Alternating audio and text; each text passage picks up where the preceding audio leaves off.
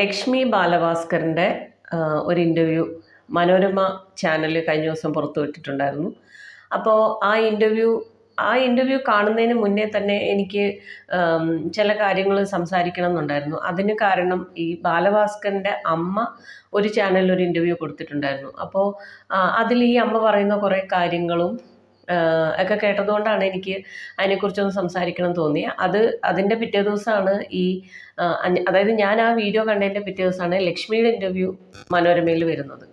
അപ്പോൾ ആദ്യം അമ്മയുടെ ഇൻ്റർവ്യൂ കണ്ടപ്പോൾ എനിക്ക് തോന്നിയ ചില കാര്യങ്ങൾ പറയാം. അതായത് എന്തുകൊണ്ടാണ് ലക്ഷ്മി ഇവരുടെ വീട്ടുകാരുമായിട്ട് യാതൊരു ബന്ധവും വെക്കാത്ത, എന്തുകൊണ്ടാണ് വിളിക്കാത്ത എന്നൊക്കെയുള്ള ചോദ്യങ്ങൾ ഇങ്ങനെ സോഷ്യൽ മീഡിയയിൽ പലരും ചോദിക്കുന്നുണ്ട്, വീട്ടുകാരും ചോദിക്കുന്നുണ്ട്. അപ്പോൾ ശരിക്കും പറഞ്ഞാൽ ഈ അമ്മയുടെ ഇൻ്റർവ്യൂ കണ്ടു കഴിഞ്ഞാൽ അതിലുണ്ട് ഇതിനകത്തുള്ള ഉത്തരങ്ങൾ എന്നാണ് എനിക്ക് തോന്നിയത്. കാരണം ഈ അമ്മ ഒരു ടീച്ചറാണ്. അത് ഈ വീഡിയോയുടെ താഴെ വന്ന ഒരു കമൻറ്റ് കണ്ടിട്ടാണ് ഞാൻ മനസ്സിലാക്കിയത്. അപ്പോൾ ആരോ കമൻറ്റ് ഇട്ടിട്ടുണ്ടായിരുന്നു, ടീച്ചറാണ്, എന്നെ പഠിപ്പിച്ചിട്ടുണ്ട്, വളരെ നല്ല ടീച്ചറാണെന്ന്. അപ്പോൾ എനിക്ക് തോന്നിയ ഒരു കാര്യം എന്ന് പറഞ്ഞാൽ ഇവർ സ്കൂളിൽ ടീച്ചറായിരുന്നെങ്കിൽ വീട്ടിൽ അച്ഛന്മാരുന്നോ എന്നൊരു സംശയമുണ്ട്. കാരണം ഒരു ചട്ടക്കൂടിൻ്റെ ഉള്ളിലാണ് ഈ അമ്മ കാര്യങ്ങൾ അതായത് അമ്മയുടെ കാര്യങ്ങളൊക്കെ അങ്ങനെയായിരുന്നു എന്ന് തോന്നുന്നു. കാരണം കൃത്യമായി പഠിക്കുക, അതിൻ്റെ കൂടെ സംഗീതം കൊണ്ടുപോകുക, അതിനുശേഷം നല്ലൊരു ജോലി സമ്പാദിക്കുക, അതിൻ്റെ കൂടെ തന്നെ സംഗീതവും കൊണ്ടുപോവുക, 10-28 വയസ്സാവുമ്പോൾ അവർ കണ്ടുപിടിക്കുന്ന ഒരു പെൺകുട്ടിയെ കല്യാണം കഴിക്കുക, അങ്ങനെ ഒരു ജീവിതം മുന്നോട്ട് കൊണ്ടുപോകുക. അതിൻ്റെ കൂടെ എന്തോ ചേച്ചിയോ ഒരു സഹോദരിയുണ്ട്, ആ സഹോദരിക്ക് എന്തൊക്കെയോ ഡിസബിലിറ്റീസൊക്കെ ഉണ്ടെന്ന് തോന്നുന്നു, എന്തോ സുഖമില്ലാത്ത ഒരാളാണ്. അപ്പോൾ ഈ പെങ്ങളെ സപ്പോർട്ട് ചെയ്ത് ജീവിക്കുക, ഇതൊക്കെയാണ് അമ്മ ഉദ്ദേശിച്ചിരുന്നത് ബാലഭാസ്കറിൽ നിന്ന്. അപ്പോൾ അതിൽ നിന്നും തികച്ചും വ്യത്യസ്തമായിട്ടൊരു കാര്യങ്ങളാണല്ലോ ബാലഭാസ്കർ ചെയ്തിട്ടുണ്ടാവുക. അപ്പോൾ അതുകൊണ്ട് പിന്നെ എന്ന് വെച്ചാൽ ഈ പണ്ടത്തെ തറവാടുകളിലൊക്കെ കാണുന്ന പോലെ അമ്മാവൻ, അമ്മുമ്മ, കൊച്ചച്ഛൻ, അങ്ങനെ തറവാട്, ആ രീതിയിൽ അങ്ങനെ ഒരു പ്രൊട്ടക്ഷനിലും ഒക്കെയാണ് ഇവർ വളർന്നിട്ടുള്ളത്. അമ്മ ജോലിക്കാരി ആയതുകൊണ്ട് പലപ്പോഴും അമ്മുമ്മയുടെ അടുത്ത് അമ്മുമ്മയാണ് ബാലഭാസ്കറിനെ നോക്കിയിട്ടുള്ളത് എന്നൊക്കെ പറയുന്നുണ്ട്. അപ്പോൾ എന്താ പറയുക, അപ്പോൾ ഈ അമ്മ പ്ലാൻ ചെയ്ത പോലെ ഒരു ജീവിതം മകന് കിട്ടിയില്ല, അല്ലെങ്കിൽ മകന് സാധിച്ചില്ല, അതുകൊണ്ടെല്ലാം പരാജയമായിരുന്നു എന്ന് പറയുന്നുണ്ട്. ഈ അമ്മ ആ ഇൻ്റർവ്യൂവിൽ പലപ്പോഴും വന്ന് പറയുന്നുണ്ട് ചേരാത്തൊരു ബന്ധം എന്ന്. ഈ ചേരാത്ത ബന്ധം എന്ന് ഉദ്ദേശിക്കുന്നത് ലക്ഷ്മിയെക്കുറിച്ചാണ്. അപ്പം എന്തായിരിക്കും ചേരാത്തത് എന്നതുകൊണ്ട് അമ്മ ഉദ്ദേശിക്കുന്നത്?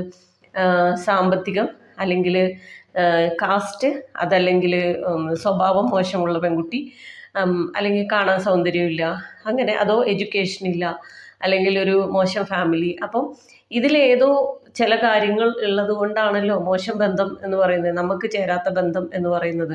ഇപ്പം ഞാൻ ചോദിക്കുന്നത്, എൻ്റെ ഹസ്ബൻഡിൻ്റെ വീട്ടുകാർ എന്നെ ആരെങ്കിലും കേൾക്കെ എൻ്റെ മോന് ചേരാത്ത ബന്ധം എന്ന് പറഞ്ഞാൽ എനിക്ക് അവരോട് എന്താ തോന്നുക?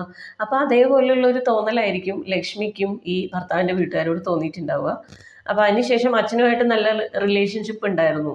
അതും അച്ഛൻ പറഞ്ഞു ഇപ്പോൾ ലക്ഷ്മി ഞങ്ങളെ ബോയ്ക്കോട്ട് ചെയ്തിരിക്കുകയാണ് എന്ന്.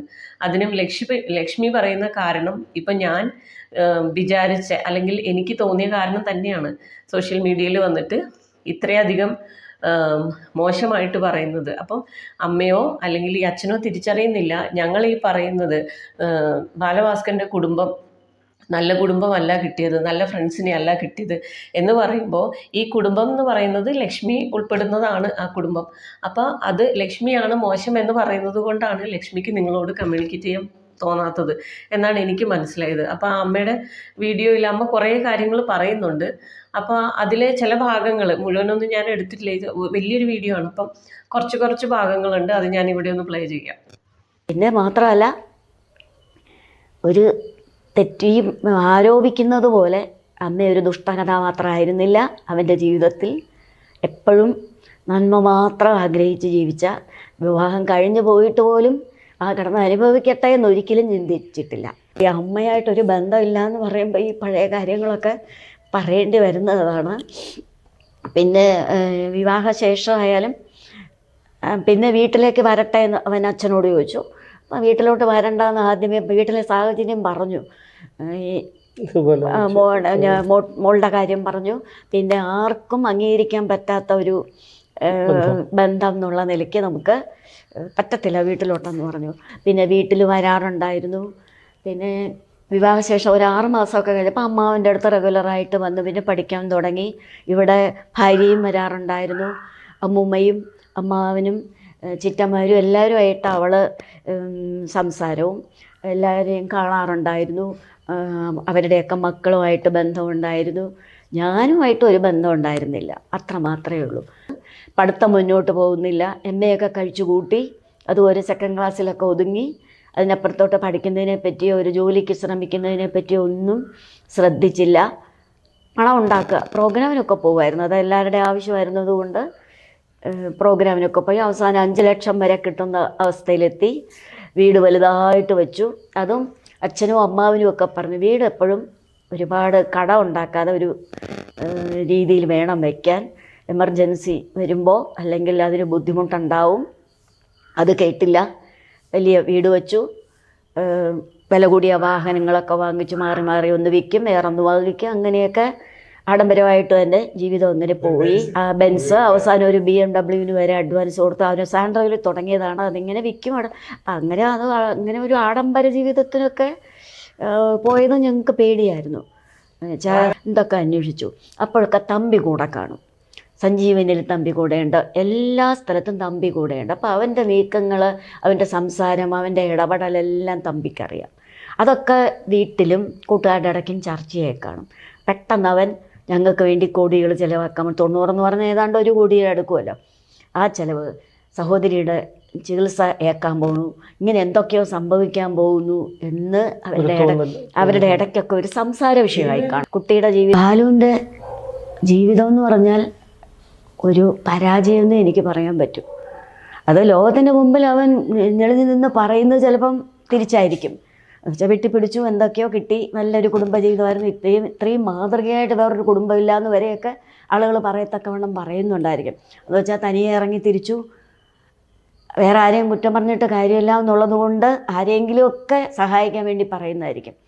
അല്ലാതെ അവൻ എന്ന വ്യക്തി, അവൻ എന്ന കലാകാരൻ ഒക്കെ വേണ്ടത്ര ശോഭിച്ചില്ല.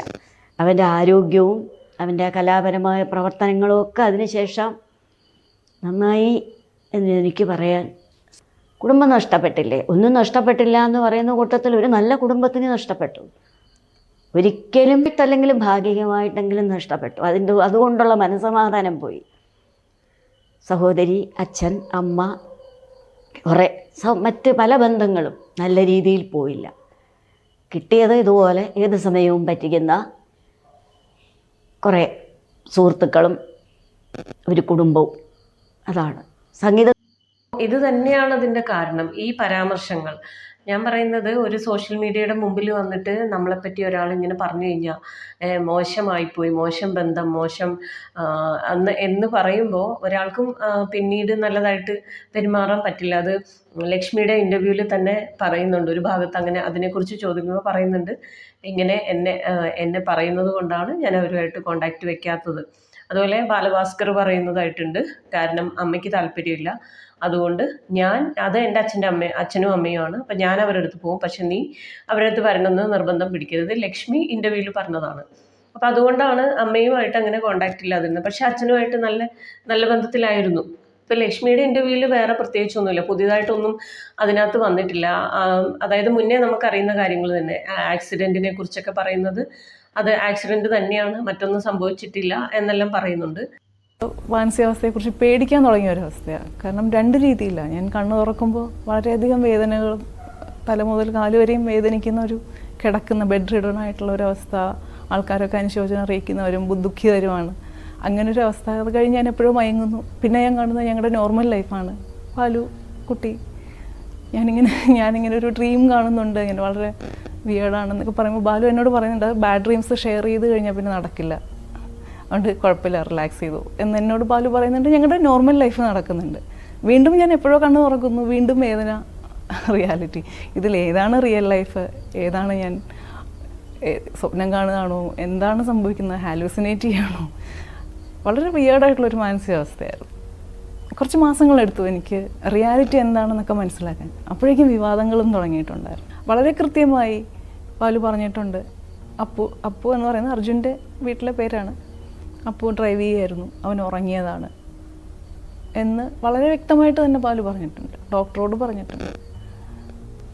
അദ്ദേഹം മറ്റെന്തെങ്കിലും ഉണ്ടായിരുന്നെങ്കിൽ അദ്ദേഹം പറയും, എൻ്റെ ഓർമ്മയിലും ഉണ്ടാവും. കാരണം ഇത്രയും മാരകമായ കാര്യങ്ങളൊക്കെ നടക്കുമ്പോൾ നമ്മളങ്ങനെ മറന്നു പോകുക, അല്ലെങ്കിൽ നമ്മുടെ ശ്രദ്ധയിൽപ്പെടാതെ വരില്ല എന്നാണ് എൻ്റെ ഇപ്പോഴത്തെയും വിശ്വാസം. ഈ ലക്ഷ്മിയുടെ ഇപ്പോൾ കണ്ട ഈ ഇൻ്റർവ്യൂ വന്നതിന് ശേഷം കലാഭവൻ സോബി അദ്ദേഹം ഇതിന് ദൃക്സാക്ഷിയാണ്. ബാലഭാസ്കറിനെ ഉപദ്രവിക്കുന്ന കണ്ടു, മൃതപ്രായനാക്കി അങ്ങനെ കണ്ടു എന്നൊക്കെ പറയുന്ന ആളാണ്. അപ്പം അയാൾ പിന്നീട് വന്ന് പറഞ്ഞ ഇൻ്റർവ്യൂ എനിക്ക് അതിനോടൊട്ടും യോജിക്കാനൊന്നും പറ്റിയില്ല. കാരണം ലക്ഷ്മിയുടെ ചിരിച്ച് സന്തോഷിച്ച് സംസാരിക്കുമ്പോൾ ബോഡി ലാംഗ്വേജ് കണ്ടാൽ ആർക്കെങ്കിലും തോന്നുമോ ഇവർ ഇത്രയും വിഷമമുണ്ട്, അല്ലെങ്കിൽ ഇവർക്ക് ഇങ്ങനെ ഒരു ഇതിൽ കൂടിയാണ് ഇവർ കടന്നുപോയെന്ന് തോന്നുന്നുണ്ടോ എന്ന് ചോദിക്കുന്നുണ്ട്. അപ്പം ഞാൻ പറയുന്നത്, ഒരാൾക്ക് ഭയങ്കരമായ വിഷമമുള്ളപ്പോൾ ഇന്ന പോലെ ആയിരിക്കണം ബോഡി ലാംഗ്വേജ് എന്നുണ്ടോ? അങ്ങനെ വല്ല നിയമമുണ്ടോ? അതായത് സങ്കടപ്പെട്ടിരിക്കുമ്പോൾ ഇങ്ങനെ ആയിരിക്കണം, സന്തോഷിക്കുമ്പം ഇങ്ങനെ ആയിരിക്കണം. അങ്ങനെയാണ് ഒരാൾ ഭയങ്കരമായി സന്തോഷിക്കുമ്പോൾ കണ്ണീര് വരുന്നത്, അത് കരയുന്നതല്ലല്ലോ, അത് സന്തോഷാശ്രുവല്ലേ? അതേപോലെ ഇപ്പോൾ എനിക്ക് ലക്ഷ്മിയുടെ ആ ചിരികൾ യഥാർത്ഥത്തിലുള്ള ചിരികളാണെന്ന് എനിക്ക് തോന്നിയിട്ടില്ല. അവരാ നഷ്ടത്തിൻ്റെ വേദനയാണ്, അവരാ രീതിയിലാണ് അത് പ്രസൻറ്റ് ചെയ്യുന്നതെന്ന് മാത്രം. അങ്ങനെ നോക്കുകയാണെങ്കിൽ നമ്മുടെ KS ചിത്ര ചേച്ചിയുടെ മകളുടെ ആ സംഭവം ഉണ്ടായപ്പോൾ അവർ ഭയങ്കരമായി തകർന്നു പോയായിരുന്നു. പിന്നെ ഒരുപാട് പേരുടെ സ്നേഹപൂർണ്ണമായിട്ടുള്ള ഒരു നിർബന്ധവും മറ്റു കാര്യങ്ങളും കൊണ്ടാണ് അവർ വീണ്ടും ഈ വേദികളിലൊക്കെ എത്തി തുടങ്ങിയതും പാട്ടുപാടാൻ തുടങ്ങിയതും ഒക്കെ. അപ്പോൾ ഇപ്പോൾ ചിരിച്ച് സംസാരിക്കുന്നുണ്ടെന്ന് പറഞ്ഞ് അന്നേരത്തെ ആ വേദനയല്ലാതാവുന്നുണ്ടോ? ഒരു മനുഷ്യൻ എപ്പോഴും ആ സംഭവിച്ച നഷ്ടമാണ്, അതൊരിക്കലും ഇല്ലാതാവുന്നില്ല. അപ്പോൾ അത് ബോഡി ലാംഗ്വേജ് ഇങ്ങനെ ആയതുകൊണ്ട് അവർക്ക് പ്രയാസമില്ല എന്ന് എങ്ങനെ പറയാൻ പറ്റും? തന്നെയുമല്ല, അവരുടെ വിവാഹശേഷം ഒത്തിരി വർഷങ്ങൾക്ക് ശേഷമാണ് ഈ മകളുണ്ടായിട്ടുള്ളത്. അപ്പോൾ ഈ പറയുന്ന മകളും ഭർത്താവും നഷ്ടപ്പെട്ട ഒരു സ്ത്രീയുടെ വിഷമം ഇപ്പം എനിക്ക് തോന്നുന്നു, ഞാനൊരു സ്ത്രീ ആയതുകൊണ്ടായിരിക്കും എനിക്കിങ്ങനെ ചിന്തിക്കാൻ പറ്റുന്നത്. എല്ലാ പുരുഷന്മാർക്കും ഇങ്ങനെ തോന്നണമെന്നില്ല. കാരണം അവരുടെ ഇമോഷൻസൊക്കെ വേറെ രീതിയിലാണെങ്കിൽ ഇതുപോലെ തോന്നണമെന്നില്ല. അപ്പോൾ എനിക്ക് തോന്നിയിട്ടുള്ളത് അതൊരു കള്ളത്തരമായിട്ടോ അല്ലെങ്കിൽ സ്വന്തം ജീവൻ വരെ പണയപ്പെടുത്തിയിട്ട് ഇങ്ങനെയുള്ള കള്ളക്കടത്തിനും മറ്റു കാര്യങ്ങൾക്കും ലക്ഷ്മി കൂട്ടുനിൽക്കുക. സ്വന്തം കുഞ്ഞിൻ്റെ ജീവൻ പോലും അപകടത്തിലാക്കിക്കൊണ്ട് ഒരു സ്ത്രീ അത് ചെയ്യുമെന്ന് ഞാൻ കരുതുന്നില്ല.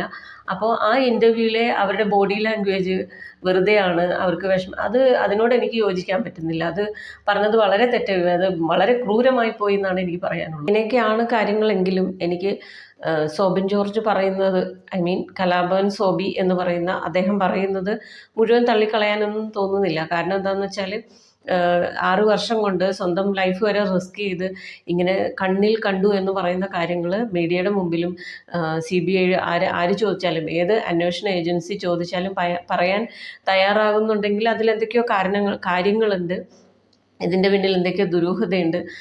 പക്ഷേ ലക്ഷ്മിയോട് ഇത് കൂടുതലൊന്നും ചോദിച്ചിട്ട് കാര്യമുണ്ടെന്ന് തോന്നുന്നില്ല. കാരണം ഒന്നില്ലെങ്കിൽ അവർക്ക് അറിയില്ല, അല്ലെങ്കിൽ അവർക്കത് ഓർത്തെടുക്കാൻ പറ്റുന്നുണ്ടാവില്ല. കാരണം ഡാമേജ് സംഭവിച്ചിരിക്കുന്ന തലച്ചോറിനാണെന്ന് പറയുന്നുണ്ടായിരുന്നു.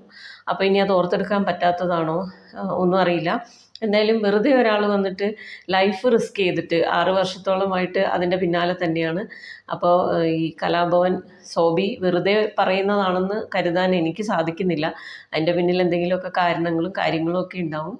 എന്തായാലും ഈ കേസിനെ കുറിച്ച് കൂടുതൽ അന്വേഷിച്ചാൽ ഒരുപാട് ദുരൂഹതകൾ നമുക്ക് മനസ്സിലാവും, ഫീൽ ചെയ്യും. അപ്പോൾ എന്തായാലും ഇപ്പോൾ നമ്മുടെ സ്വപ്ന സുരേഷിൻ്റെ കേസൊക്കെ ഒരു ശിവശങ്കറിൽ വന്ന് അവിടെ നിന്നു. കാരണം സർക്കാർ വരെ സംശയത്തിൻ്റെ നിഴലിൽ വന്നൊരു കേസായിരുന്നു. അതിനപ്പുറത്തേക്ക് പിന്നെ കൂടുതലൊന്നും സംഭവിച്ചില്ല. അപ്പോൾ ഇതുപോലെ വലിയ ഉന്നതരായ ആൾക്കാരൊക്കെ ഇടപെട്ടിട്ടുള്ള ഒരു കേസാണെങ്കിൽ ഇത് എവിടെ എത്തുന്നൊന്നും പറയാൻ പറ്റില്ല. ഇതിനകത്ത് ഒരുപാട് ദുരൂഹതകളുണ്ട്. സോബിൻ ജോർജിൻ്റെ വാക്കുകൾ നമുക്ക് തള്ളിക്കളയാനൊന്നും പറ്റുമെന്ന് എനിക്ക് തോന്നുന്നില്ല.